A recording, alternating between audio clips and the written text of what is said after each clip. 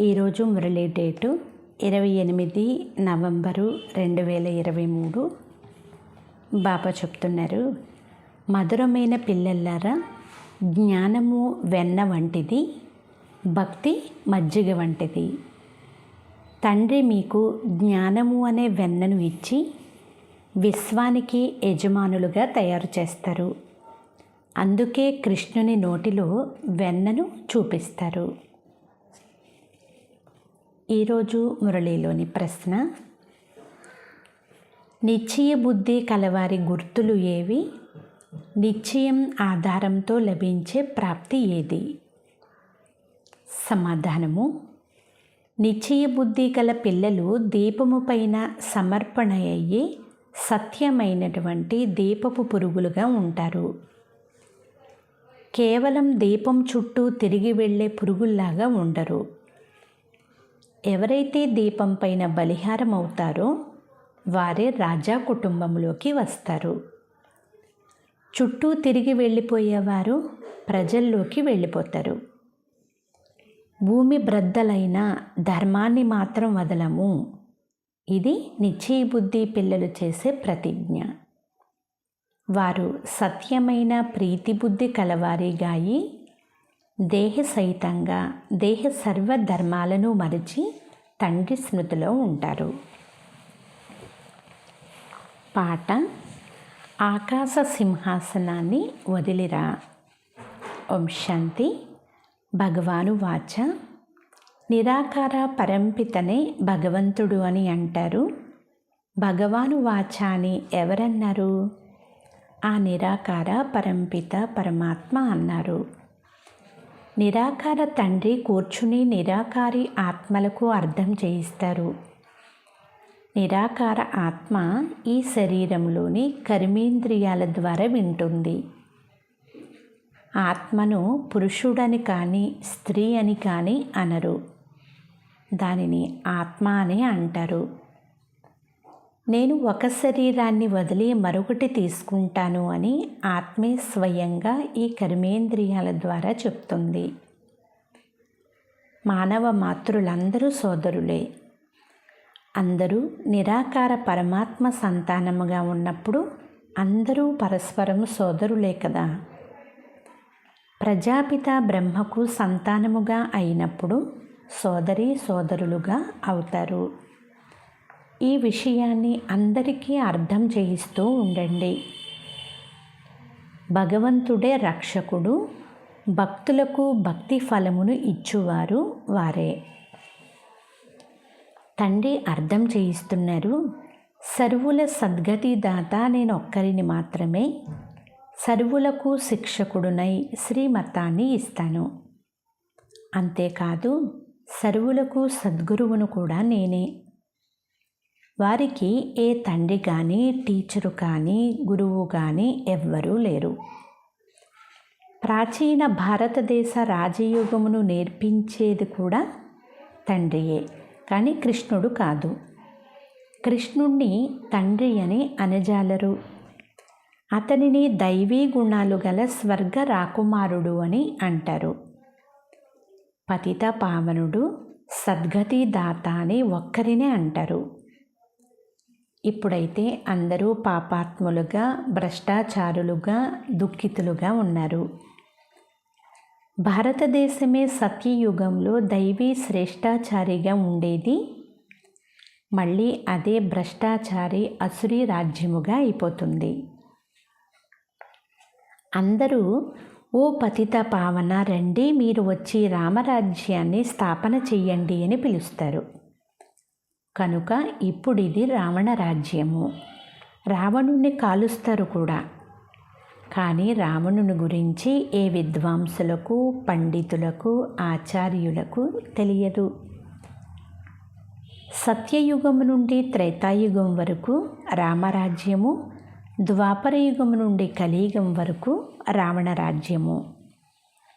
బ్రహ్మ పగలు అంటే బ్రహ్మ కుమారులకు కూడా పగలే. బ్రహ్మకు రాత్రి అంటే మరి బీకేలకు కూడా రాత్రి అవుతుంది కదా. ఇప్పుడు రాత్రి సమాప్తమయ్యి పగలు వస్తుంది. వినాశకాలములో విపరీత బుద్ధి అనే గాయనం ఉంది. 3 సైన్యాలు కూడా ఉన్నాయి. పరంపితను మోస్ట్ బిల్వెడ్ గాడ్ ఫాదర్, జ్ఞానసాగరులు అని కూడా అంటారు. అంటే అత్యంత ప్రియమైన వారు తండ్రి, వారినే జ్ఞానసాగరులు అని కూడా అంటారు. కావున జ్ఞానం తప్పకుండా ఇచ్చి ఉంటారు కదా. సృష్టికి చైతన్య బీజరూపుడు సుప్రీం సోల్ అనగా వారు అత్యంత ఉన్నతమైన భగవంతుడు. అంతేకాని వారు సర్వవ్యాపి కాదు. సర్వవ్యాపి అని అనడము తండ్రిని అవమానపరచడమే అవుతుంది.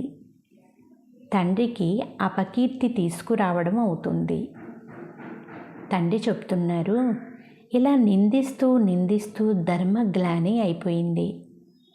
భారతదేశం నిరుపేదగా, భ్రష్టాచారిగా అయిపోయింది. ఇటువంటి సమయంలోనే నేను రావాల్సి వస్తుంది. భారతదేశమే నా జన్మస్థానము. సోమనాథ మందిరము, శివుని మందిరాలు కూడా ఇక్కడే ఉన్నాయి. నేను నా జన్మస్థానమునే స్వర్గంగా చేస్తాను అని బాబా అంటున్నారు. మళ్ళీ రావణుడు వచ్చినప్పుడు నరకముగా చేసేస్తాడు. అనగా రావణుని మతమును అనుసరించి నరకవాసులుగా, అసురీ సాంప్రదాయాలుగా అయిపోతారు. నేను మళ్ళీ వచ్చి వారిని దైవీ సాంప్రదాయాలుగా, శ్రేష్టాచారులుగా చేస్తాను. ఇది విషయ సాగరము, అది క్షీరసాగరము. అక్కడ నేతి నదులు ప్రవహిస్తూ ఉంటాయి. సత్య త్రేతాయుగాలలో భారతదేశం సదా సుఖంగా, సంపన్నంగా ఉండేది. వజ్ర వైడూర్యాల భవనాలు ఉండేవి. ఇప్పుడైతే భారతదేశం పూర్తిగా 100% దివాలా తీయబడి ఉంది. నేనే వచ్చి 100కి 100 పాళ్ళు సంపన్నంగా, శ్రేష్టాచారిగా చేస్తాను అని శివబాబా చెప్తున్నారు. ఇప్పుడు తమ దైవీ ధర్మాన్ని మర్చిపోయి ఇటువంటి భ్రష్టాచారులుగా అయిపోయారు. తండ్రి కూర్చుని భక్తి మార్గము కేవలం మజ్జిగ వంటిది అని, జ్ఞాన మార్గము వెన్న వంటిది అని అర్థం చేయిస్తున్నారు. కృష్ణుని నోటిలో వెన్న చూపిస్తారు. అనగా విశ్వరాజ్యం ఉండేది. లక్ష్మీనారాయణులు విశ్వానికి అధికారులుగా ఉండేవారు. తండ్రే స్వయంగా వచ్చి బేహద్దు వారసత్వమును ఇస్తారు. అనగా విశ్వానికి యజమానులుగా చేస్తారు. తండ్రి చెప్తున్నారు, నేను విశ్వానికి యజమానిగా అవ్వను. ఒకవేళ అలా అయినట్లయితే మాయతో ఓడిపోవలసి వస్తుంది. మీరు మాయతో ఓడిపోతారు.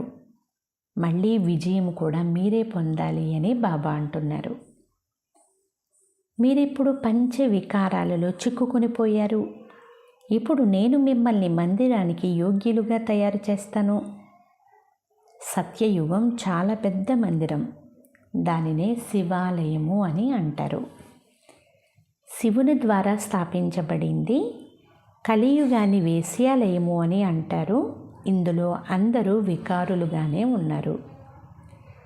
ఇప్పుడు తండ్రి చెప్తున్నారు, దేహ ధర్మాలను వదిలి స్వయాన్ని ఆత్మగా భావించి తండ్రినైన నన్ను స్మృతి చెయ్యండి. ఇప్పుడు పిల్లలైన మీ ప్రేమ తండ్రిపై ఉంది. మీరు ఇతరులెవ్వరిని స్మృతి చెయ్యరు. మీరు వినాశకాలంలో ప్రీతిబుద్ధి కలవారు. శ్రీ శ్రీ 108 అని పరంపిత పరమాత్మనే అంటారని మీకు తెలుసు. 108 మాలను త్రిప్పుతూ ఉంటారు. పైభాగమున శివబాబా, ఆ తరువాత మాతాపితలైన బ్రహ్మ సరస్వతులు, ఆ తరువాత భారతదేశాన్ని పావనముగా తయారు చేసేవారి పిల్లలు. రుద్రాక్షమాలకు మహత్వం ఉంది. దీనిని రుద్ర యజ్ఞము అని కూడా అంటారు. ఇది ఎంతో గొప్ప రాజసూయ, అశ్వమేధ, అవినాశి జ్ఞాన యజ్ఞము. ఎన్నో సంవత్సరాలుగా కొనసాగుతూ వస్తుంది. ఇప్పుడున్న అనేక ధర్మాలు మొదలైనవన్నీ ఈ జ్ఞాన యజ్ఞంలో సమాప్తం అవ్వనున్నాయి. అప్పుడే ఈ యజ్ఞము కూడా సమాప్తమవుతుంది. ఇది అవినాశీ తండ్రి యొక్క అవినాశీ యజ్ఞము. సామగ్రి అంతా ఇందులో స్వాహ అవ్వనున్నది. వినాశనం ఎప్పుడవుతుంది అని అడుగుతారు. అరే పిల్లలు, స్థాపన చేయువారే పాలన చేయాల్సి ఉంటుంది.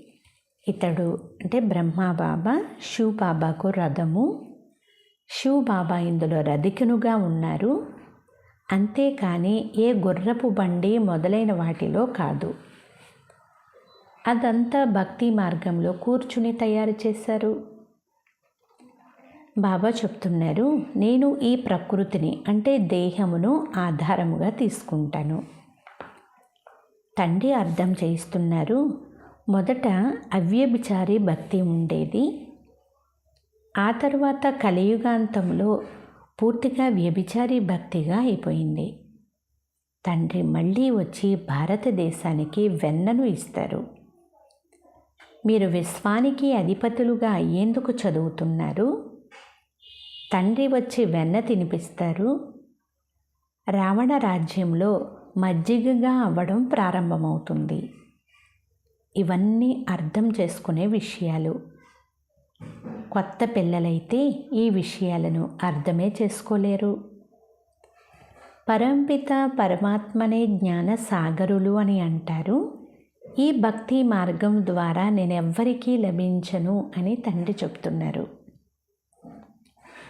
నేను వచ్చినప్పుడు మాత్రమే భక్తులకు భక్తికి ఫలితమును ఇస్తాను. నేను ముక్తి దాతగా అవుతాను. దుఃఖముల నుండి విడిపించి అందరినీ శాంతిధామము సుఖధామాలకు తీసుకుని వెళ్తాను. నిశ్చయ బుద్ధి విజయంతి, సంశయ బుద్ధి వినశ్యంతి. తండ్రి దీపము అంటే ఒక జ్యోతి. ఆ దీపముపై కొన్ని దీపపు పురుగులు రాగానే ఒక్కసారిగా సమర్పణ అయిపోతాయి. మరికొన్ని దీపపు పురుగులు దీపం చుట్టూ తిరిగి మరలా దూరంగా వెళ్ళిపోతాయి. అంటే అటువంటి పిల్లలు అసలు అర్థమే చేసుకోరు. సమర్పణమయ్యే పిల్లలకు తప్పకుండా బేహద్దు తండ్రి ద్వారా తమకు బేహద్దు వారసత్వం లభిస్తుంది అని తెలుసు. కేవలం చుట్టూ తిరిగి వెళ్ళిపోయేవారు నెంబర్ వారీగా ప్రజల్లోకి వస్తారు. సమర్పణ అయ్యేవారు నెంబర్ వారీగా పురుషార్థమనుసారంగా వారసత్వమును తీసుకుంటారు. పురుషార్థం ద్వారానే కదా ప్రాలబ్ధం లభిస్తుంది. జ్ఞానసాగరులు ఒక్క తండ్రి మాత్రమే. తరువాత జ్ఞానము ప్రాయలోపమైపోతుంది. మీరు సద్గతిని పొందుతారు. సత్య త్రేతాయుగాల్లో గురువులు సాధువులు మొదలైన వారు ఎవ్వరూ ఉండరు. ఇప్పుడు అందరూ ఆ తండ్రినే స్మృతి చేస్తారు. ఎందుకంటే వారు జ్ఞానసాగరులు, అందరికీ సద్గతిని ఇస్తారు. తరువాత హాహాకారాలు సమాప్తమై జయ జయ ధ్వనులు వినిపిస్తాయి. మీకు ఈ సృష్టి ఆది మధ్యాంతాలు తెలుసు కదా. మీరిప్పుడు త్రికాలదర్శులుగా త్రినేత్రులుగా అయ్యారు. మీకు రచయిత రచనల ఆది మధ్యాంతాల జ్ఞానం లభిస్తుంది. ఇవేమి కట్టుకథలు కాదు. గీత భగవంతునిచే గానం చేయబడింది. కానీ కృష్ణుని పేరు వేసినందువలన అది ఖండితం చేయబడింది. ఇప్పుడు పిల్లలైన మీరు అందరికీ కళ్యాణం చెయ్యాలి. మీరు శివశక్తి సైన్యము, వందే మాతరం అని మహిమ చేయబడింది. పవిత్రులకే వందనం చేస్తారు. కన్య పవిత్రముగా ఉంటుంది. అందుకే అందరూ వారికి నమస్కరిస్తారు. అత్తగారింటికి వెళ్ళి వికారాలకు లోబడినందున అందరికీ తల వంచి నమస్కరిస్తూ ఉంటుంది. అంతా పవిత్రతపైనే ఆధారపడి ఉంది. భారతదేశంలో పవిత్రమైన గృహస్థు ధర్మం ఉండేది. ఇప్పుడు అపవిత్రమైన గృహస్థు ధర్మం ఉంది. ఎక్కడ చూసినా దుఃఖమే దుఃఖం ఉంది. సత్యయుగంలో అయితే అలా ఉండదు అని బాబా అంటున్నారు. తండ్రి పిల్లల కొరకు అరచేతిలో వైకుంఠాన్ని తీసుకొస్తారు. గృహస్థి వ్యవహారంలో ఉంటూ తండ్రి ద్వారా జీవన్ముక్తి వారసత్వాన్ని తీసుకోవచ్చు. ఇల్లు వాకిలి వదిలిపెట్టే అవసరమే లేదు. సన్యాసుల నివృత్తి మార్గం వేరే. ఇప్పుడు తండ్రితో ప్రతిజ్ఞ చేస్తున్నారు, బాబా మేము పవిత్రముగా ఈ పవిత్ర ప్రపంచానికి రాజులుగా తప్పకుండా అవుతాము. కనుక భూమి బ్రద్దలైనా సరే మీ ధర్మాన్ని మాత్రం వదలకండి. 5 వికారాలు దానమిస్తే మాయా గ్రహణం వదిలిపోతుంది. అప్పుడు 16 కళ సంపూర్ణులుగా అయిపోతారు. సత్యయుగంలో 16 కళ సంపూర్ణులు సంపూర్ణ నిర్వికారులుగా ఉంటారు. ఇప్పుడు శ్రీమతమును అనుసరించి మళ్ళీ అదే విధంగా అవ్వాలి. భగవంతుడు పేదల పెన్నిది. ధనవంతులు ఈ జ్ఞానాన్ని తీసుకోలేరు. ఎందుకంటే మా వద్ద ధనము మొదలైనవి ఎన్నో ఉన్నాయి, కావున మేము స్వర్గములో ఉన్నాము అని వారు భావిస్తారు. అందువలన అబలలు అహల్యలే జ్ఞానం తీసుకుంటారు. భారతదేశం చాలా పేదదైపోయింది. అందులో కూడా పేదవారిని, సాధారణంగా ఉన్నవారినే తండ్రి తమవారిగా చేసుకుంటారు. వారి భాగ్యములోనే ఉంది. సుధాముని ఉదాహరణ మహిమ చేయబడింది కదా. ధనవంతులకు అర్థం చేసుకునేంత తీరిక ఉండదు అని బాబా అంటున్నారు. రాజేంద్ర ప్రసాద్ అంటే భారతదేశపు ప్రథమ రాష్ట్రపతి వద్దకు పిల్లలు వెళ్ళి అనంతమైన తండ్రిని గురించి తెలుసుకుంటే మీరు వజ్ర సమానముగా తయారవుతారు, 7 రోజులు కోర్సు తీసుకోండి అని చెప్పేవారు. అప్పుడు ఆయన మీరు వినిపించే విషయాలు చాలా బాగున్నాయి, కానీ రిటైర్ అయిన తర్వాత కోర్సు తీసుకుంటాను అని అనేవారు. రిటైర్ అయిన తరువాత మళ్ళీ పిల్లలు వెళ్ళారు. అప్పుడు ఆయన నా ఆరోగ్యం బాగా లేదు అని అన్నారు. కావున గొప్ప గొప్ప వారికి తీరిక లభించదు. 7 రోజులు కోర్సు పూర్తి చేసినప్పుడే నారాయణి నశ ఉంటుంది. ఊరికైతే రంగు అంటుకోదు కదా. 7 రోజుల తర్వాత వీరు అర్హులా కాదా అనేది తెలుస్తుంది. అర్హులైతే చదువుకునే పురుషార్థంలో లగ్నమైపోతారు. ఎంతవరకు బట్టీలో పక్కా రంగు అంటుకోదో అంతవరకు బయటకు వెళ్తూనే అంటుకున్న రంగు అంతా ఎగిరిపోతుంది. కనుక మొదట పక్కా రంగును అంటించాలి అని బాబా అంటున్నారు. అచ్చా, మధురాతి మధురమైన అపురూపమైన పిల్లలకు మాతాపిత బాప్దాదాల ప్రియ స్మృతులు మరియు గుడ్ మార్నింగ్. ఆత్మిక పిల్లలకు ఆత్మిక తండ్రి నమస్తే. ఆత్మీయ తండ్రికి ఆత్మీయ పిల్లల యొక్క ప్రియ స్మృతులు, గుడ్ మార్నింగ్ మరియు నమస్తే నమస్తే నమస్తే. ధారణ కొరకు ముఖ్య సారము. ఫస్ట్ పాయింట్, శివశక్తులుగా ఈ విశ్వ కళ్యాణం చెయ్యాలి. పవిత్రత ఆధారముగా గవ్వ సమానముగా ఉన్న మనుషులను వజ్ర సమానంగా తయారు చేయాలి. సెకండ్ పాయింట్, శ్రీమతమును అనుసరించి వికారాలను దానమిచ్చి సంపూర్ణ నిర్వికారులుగా 16 కళా సంపూర్ణులుగా అవ్వాలి. దీపము పైన సమర్పణ అయ్యే దీపపు పురుగులుగా అవ్వాలి. ఈరోజు వరదానము, పరిస్థితులను ప్రక్కదృశ్యముగా భావించి దాటుకునే స్మృతి స్వరూప సమర్థ ఆత్మ భవ. సారాంశము, స్మృతి స్వరూప ఆత్మలు సమర్థముగా ఉన్న కారణముగా వచ్చేటటువంటి పరిస్థితులను ఒక ఆటలాగా భావిస్తారు. ఎంత పెద్ద పరిస్థితులైనా అవన్నీ సమర్థ ఆత్మ కొరకు గమ్యాన్ని చేరుకునే దారిలోని ప్రక్క దృశ్యాలే. జనులు ఖర్చు పెట్టి ఈ ప్రక్క దృశ్యాలను చూసేందుకు వెళ్తూ ఉంటారు. స్మృతి స్వరూప సమర్థ ఆత్మకు పరిస్థితి అనండి, పేపర్ అనండి, అంటే పరీక్ష అనండి, విఘ్నము అని అనండి, అన్ని ప్రక్క దృశ్యాలే. ఈ గమ్యం యొక్క సైడ్ సీన్లను లెక్కలేనన్ని సార్లు దాటుకున్నాము. కొత్తది ఏమీ కాదు అనేది వారి స్మృతిలో ఎల్లప్పుడూ ఉంటుంది. స్లోగన్: ఇతరులను కరెక్షన్ చేసేందుకు బదులు తండ్రితో కనెక్షన్ జోడిస్తే వరదానాల అనుభూతి అవుతూ ఉంటుంది. అచ్చా, ఇప్పుడు మాతేశ్వరి గారి మధుర మహావాక్యాలు. కేవలం ఓం శబ్దాన్ని ఉచ్చరించుట వలన ఏ లాభము లేదు. ఓం శబ్దాన్ని పదే పదే పలకండి, అనగా ఓంను జపించండి. ఏ సమయంలో మనం ఓం అనే శబ్దాన్ని పలుకుతామో దాని అర్థము ఓం శబ్దాన్ని ఉచ్చరించమని కాదు. ఓం అని అన్నందున జీవితంలో ఏ లాభము లేదు. కానీ ఓం యొక్క అర్ధస్వరూపంలో స్థితం అవ్వడం, ఓం అర్థాన్ని తెలుసుకోవడం ద్వారా మనుషులకు శాంతి అనేది ప్రాప్తిస్తుంది. ఇప్పుడు మనుషులు మాకు శాంతి కావాలి అని తప్పకుండా కోరుకుంటారు. ఆ శాంతి స్థాపన కొరకు అనేక సమ్మేళనాలు కూడా చేస్తూ ఉంటారు.